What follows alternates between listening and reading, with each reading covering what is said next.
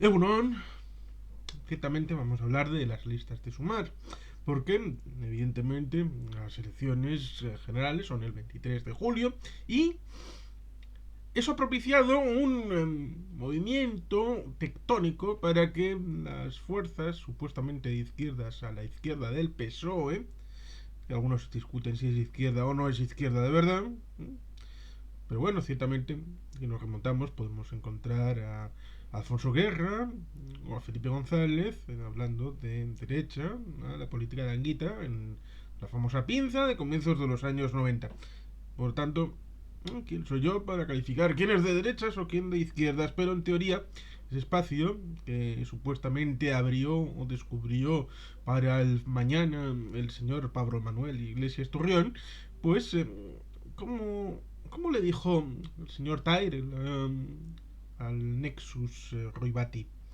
Le dijo, ellos que están llamados a brillar con el doble de intensidad lucen con la mitad de tiempo. Una mecha más corta.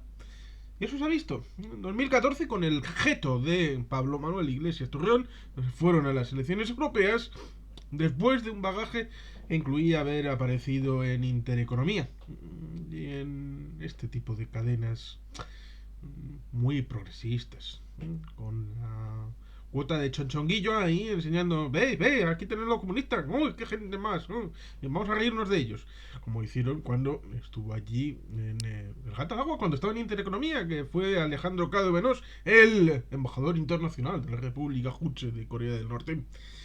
Y ciertamente, el que menos se metió con él fue Fernando Día Nueva, porque como fue con uniforme y todo, bueno, le debió parecer que estaba salido de una película de los años 70, directamente, de la Guerra Fría. Pero bueno, ciertamente es un elemento interesante, que en el 15-16 tuvieron cierta prestancia para contraponer el gobierno que había perdido la mayoría absoluta de Mariano Rajoy del Partido Popular.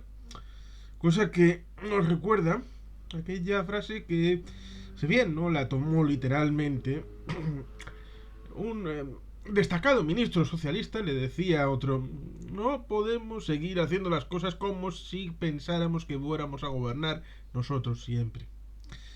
Porque haces una labor que, bueno, piensas, si hay algún fallo ya lo corregiremos nosotros después, pero pueden los españoles o los franceses o los ciudadanos que sean, en nuestro caso vascos, eh, detectar esos errores y pensar, no quiero que tú, que los has creado, los usanes, sino que otro venga y haga otra cosa distinta. Por lo tanto, ciertamente, el gobierno de mayoría absoluta de Mariano Rajoy no aprendió del anterior de Zapatero, que no aprendió del anterior de Aznar, que no aprendió del anterior de Felipe González, que no anterior las lecciones de Calvo Sotelo y que tampoco aprendió de las lecciones de Adolfo Suárez.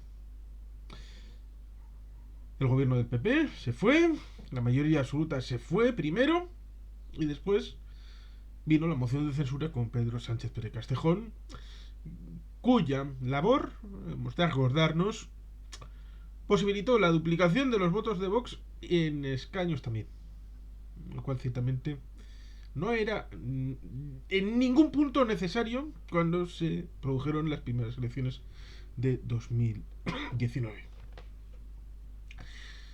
No era necesaria la repetición de ninguna de las maneras, pero jugaron a la ruleta rusa y estos de Podemos consumar han jugado a la ruleta rusa en primer término, entrando en un gobierno que a comienzos del año 2020 ciertamente tuvo esa complicación sobrevenida un poquito después con el tema de la pandemia, pero no es simplemente porque la pandemia nos ha afectado a todos, a los que tenían un gobierno de un signo, de otro, de un nivel, de otro nivel, me refiero a municipal, subestatal, estatal, supraestatal, a todos les ha tocado lidiar con la más fea y por lo tanto ciertamente no puedes escudarte en ese elemento para decir es que necesito que me apoyes porque bueno, no he tenido la oportunidad de gobernar ya.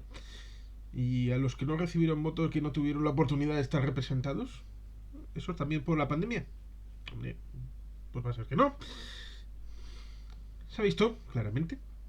Lo mismo que la limpia enorme que hubo de cargos internos, un poco nos recuerda a lo que pasó en la Unión Soviética con los amigos de Lenin, que Stalin se los limpió a todos en lo que conocemos como las famosas purgas, ¿eh? Que luego dijeron, no, las purgas no son de Stalin, son de este otro, al que posteriormente también purgaron. Y por lo tanto, ciertamente, hay que tener memoria. La memoria debe ser completa. Parece que Podemos está amortizado, sobre todo con la ley del solo sí es sí, la ley trans, un montón de enormidades de cagarrutas hechas a través de ministerios como el de consumo, que todo lo más sería en un gobierno habitualmente una Secretaría de Estado, igualdad, que seguramente sería lo mismo, en tanto en cuanto uno puede pensar que si es necesario un Ministerio de Igualdad, entonces el artículo 14 de la Constitución no funciona. Y si no funciona, entonces una ley de igualdad tampoco funcionará. Y por lo tanto, ciertamente, eh, hay cosas que simple y llanamente estás diciendo que hay un entramado corrupto que el Tribunal Supremo, el Constitucional, el Consejo General del Poder Judicial, el Consejo de Estado, la Jefatura de Estado, el primer ministro que reside en Moncloa, todos los gobiernos, todos los elementos del Estado no han garantizado el artículo 14, que es necesario la existencia de un Ministerio de Igualdad. Y ciertamente en la conformación express, cosa que a las izquierdas les molesta muchísimo el tener que hacer estas negociaciones express porque lo terminan, aunque digan queremos llegar a el jueves, cuando es el viernes a última hora, a las 12 de la noche, cuando se cierra el ámbito de las coaliciones, aunque el deadline sea para otra cosa, pues siempre están acostumbrados a llegar al deadline a un minuto antes, como por ejemplo sucedió en Andalucía hace no mucho. Y bueno, pues Podemos se quedó por fuera. Y el 28 de mayo hemos visto a Podemos fuera del Ayuntamiento de Madrid y de la Comunidad de Madrid. Y aún así exigen puestos porque es un poco lo que sucedió con Euskal Herria Bildu, con Eusko Alkartasuna. Eusko Alkartasuna, después de 2016, es decir, tiempo después del momento en el que firmaron Lord Arte y vendieron la tienda con bagaje y con armas y con todo, porque un partido, para ser partido político, debe de saber cuántos números tiene de militantes. Eso es relativamente fácil de saber, aunque hay gente que tiene problemas para hacerlo.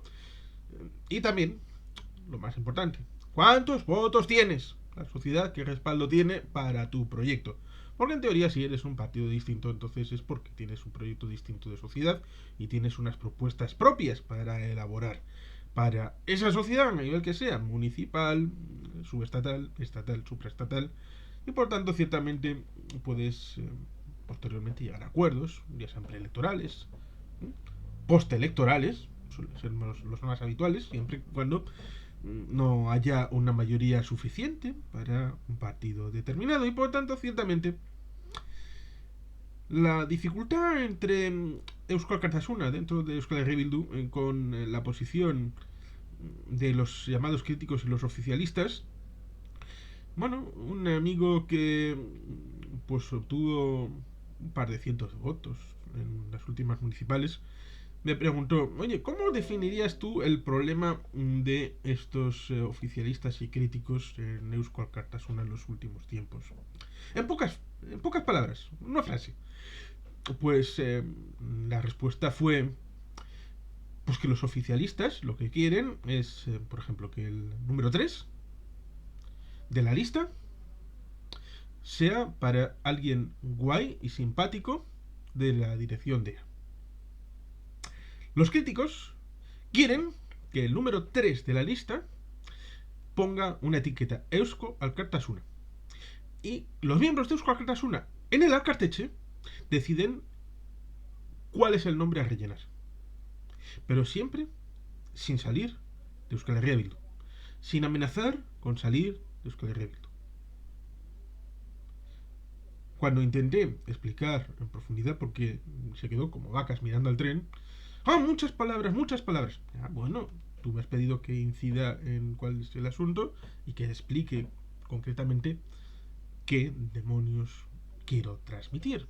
Porque una cosa es una coalición de partidos, en donde los partidos tienen una vida propia, que es la coalición que tenía Eusko Alkartasuna con el PNV, en donde en la mitad de las elecciones Eusko Alkartasuna iba por separado y en las otras iba con el PNV. Esto se puede comprobar fácilmente en un determinado nivel de años. En una década prácticamente, entre el año 98-99 y el año 2008-2009. La mitad con y la mitad sin. Pero otra cosa es una federación de partidos, cosa que se estructura ya desde hace 10 años, con registro en el Ministerio de Interior, como un partido único, en donde hay esa posibilidad de que haya cuotas de partido, y por eso el número 3. El número 3 es para Eusko Alkartasuna. El número 4 es para Alternativa. Así. Y luego, en cada choquito, se reúne la gente de ese subgrupo y decide. Pero lo que más gusta es el modelo de controlar en asamblea una lista que ya los comandantes han decidido primero, es decir, de ratificación. Y en ese marco, pues evidentemente los grupos más pequeños tienen menos influencia. Podemos lanzó una pregunta muy enrevesada para decir si, de acuerdo con la decisión del comité estatal, del comité ciudadano, del otro de más allá, los votantes de Podemos decidían no decidir, ir, no ir, y si podían acompañar a Sumar o no Sumar. Recordemos que Sumar, Yolanda Díaz, fue designada por Pablo Iglesias como vicepresidenta en sustitución de su dimisionario cargo y como la próxima presidenta de España. Por lo tanto, ya la estaba señalando con el dedo, como hizo Aznar con Rajoy, para ser el siguiente candidato de Podemos, ojo, de Podemos, a la presidencia del gobierno de España. Luego pusieron a Yone Belarra de secretaria general de Podemos y a Lilith Bestringe, sí, la hija de Jorge, como secretaria de organización. Por tanto, me quedan una serie de curiosos marcos de referencia en donde uno puede entender que haya consultas a la ciudadanía. Por ejemplo, el PNV es un partido de modelo asambleario, como puede uno ver en Herencha, Siembra del Nacionalismo Vasco, 1894-1914, un libro publicado en los años 30, donde se ve un modelo asambleario de verdad para la transmisión de la renovación interna y luego para la elección de cargos, tanto internos como públicos. Por tanto, hay un marco de primarias forales, que es el que marca el devenir de la historia del Partido Nacionalista Vasco. Y cuando Podemos, el jueves al viernes, hace una llamada consulta, dice, hay unos 50.000 de Podemos que han votado en esta votación telemática. Como telemática es la votación de ratificación de las listas de Euskal Herria Bildu. Pues ciertamente resulta curioso porque esa fuerza es la que tratan de transmitir para decirte, si hubiéramos hecho unas primarias abiertas inclusivas donde todos los miembros que van a participar de la coalición de partidos de Sumar, entonces se hubiera impuesto por el número de votantes los de Podemos y entonces habrían puesto una lista que no hubiera sido condicionada por vetos cruzados supuestamente implicados por Compromís, por Más País, por unas diversas fuerzas que tratan de precisamente hacer eso, sumar para crear una candidatura que pueda intentar alcanzar esas cotas que se lograron por este partido en el año 15-16. Es decir, aquellos 69, 71 escaños de los 350 del Congreso, algo que pueda ser influyente en el marco del Congreso de los Diputados y tener su importancia a la hora de conformar un nuevo gobierno de coalición en donde volverá a incorporar ministros de Podemos, en este caso de Sumar. El problema está en que el 28 de mayo ha habido elecciones municipales y autonómicas. ¿Dónde está Podemos en esos lugares? ¿Dónde está Podemos en las comunidades autónomas y en los ayuntamientos? ¿Cuántos cargos públicos ha recibido debido a los votos de Podemos en las elecciones del 28 de mayo? Eso es un argumento válido, porque evidentemente solamente es posible alcanzar un acuerdo respecto a quién va en qué puesto, en tanto en cuanto sume, cuánto aporte en votos. Pero claro, esta reflexión también se puede decir respecto a Más Madrid, ¿verdad? Bueno, son la segunda fuerza en el ayuntamiento y la segunda fuerza en la Comunidad de Madrid.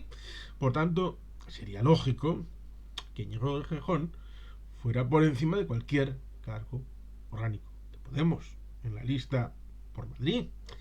Y por tanto, ciertamente, este principio básico ha sido molesto para Podemos porque quieren puestos de salida. ¿Dónde iba a ir Yone Belarra? ¿Dónde iba a ir Lilith Bestringe? ¿Dónde va a ir Irene Montero? Son preguntas que tampoco se hicieron respecto a Carolina Vescanza, jefa mayoral, Pablo Bustunduy, que fue fichado recientemente por Yolanda Díaz. Toda esa ristra de cadáveres, de examigos de Pablo Iglesias, que acabaron sus días fuera de Podemos y sin posibilidad de tener nunca más un cargo público, antes incluso de que la población pudiera retirarles su confianza. Y por lo tanto, ciertamente, es una reflexión interesante, porque se han visto las costuras de Sumar. En vivo y en directo se ha visto que se han peleado no por el programa electoral, no por tratar de transformar España, cosa que no han logrado durante 4 años de gobierno, porque uno puede tener un discurso contracultural siempre que esté en extramuros, fuera del marco de control de las autoridades, es decir, no fuera del Parlamento, sino fuera del Consejo de Ministros. Y no puede ser que, por ejemplo, el señor Garzón siguiera estando como tertuliano, hablando de que habría que hacer esto, habría que hacer lo otro, aunque no fuera competencia de su ministerio. Hay lo que se llama las carpetas roja y la carpeta verde en las reuniones de los secretarios y subsecretarios de Estado, previa a la deliberación del Consejo de Ministros, en donde es plausible tener relaciones entre ministerios para plantear algunos asuntos. Y primero se negocia ese nivel, y después la carpeta verde incluye los asuntos que ya están negociados y acordados para poder elevarse al Consejo de Ministros, y la roja es aquella que aún necesita cocinado. Y por tanto, ciertamente, aunque sea ministro del Consejo de Ministros de Consumo, podía haber aportado en muchos otros temas y tratar de darles solución. No decir cosas que cualquier español en un bar pueda decir, porque él tiene acceso a algo que cualquier español no tiene acceso, y no hacer algo que cualquier español a estas alturas que recuerde cuál ha sido algún elemento efectivo, definitivo, propositivo, que haya hecho Irene Montero o Alberto Garzón en sus ministerios para bien de los españoles. Algo tangible, una medida que haya sido positiva de su paso por el Consejo de Ministros. ¿Se te ocurre alguna? Pero bueno, ciertamente el asunto está en que estas costuras respecto a buscar sillones, buscar una coalición de puestos de salida, de intentar lograr el puesto en el Parlamento, dadas las dudas de poder mantener el puesto en el Consejo de Ministros, pues ciertamente hace pensar a la gente que esta coalición, ya sea Podemos o incluso Sumar, tienen la idea de que no va a ser posible mantener el gobierno actual y que viene un gobierno de PP con Vox de mayoría absoluta y hay que resistir de dos maneras. Una, de la coalición Sumar, liderando la Yolanda Díaz, que también es otra que... ¿A dónde iría Yolanda Díaz de no tener esto? Es decir, que la coalición Sumar fuera un polo de oposición. Y la otra, en la que pretendía Pablo Manuel Iglesias Turrión, que es que Podemos esté fuera más que dentro, porque dentro hay la posibilidad de que no saque ni un solo escaño dentro de Sumar.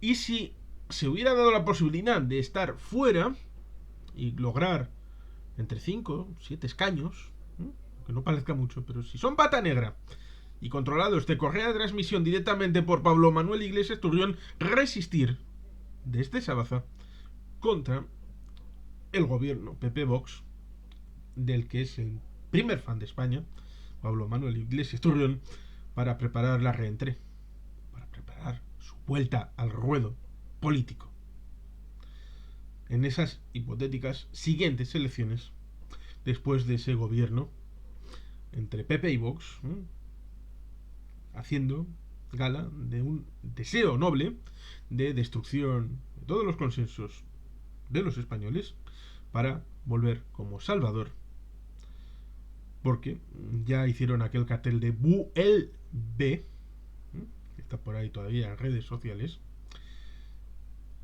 y sería una hipótesis de retorno, un libre vuelo de retorno a un escenario como el de el año 2014-2015, en el que una mayoría absoluta del PP, en este caso de PP con Vox, habría cansado tanto a los españoles que estarían dispuestos a volver con Pablo Manuel Iglesias Turrión. Parece que esta medida no se va a dar porque llegaron a un acuerdo de Podemos y Sumar, pero otra cosa es que los votantes les acompañen en esa aventura, dado el espectáculo público al que ha asistido todo el mundo por sillones, por puestos, por el vil moquetil metal.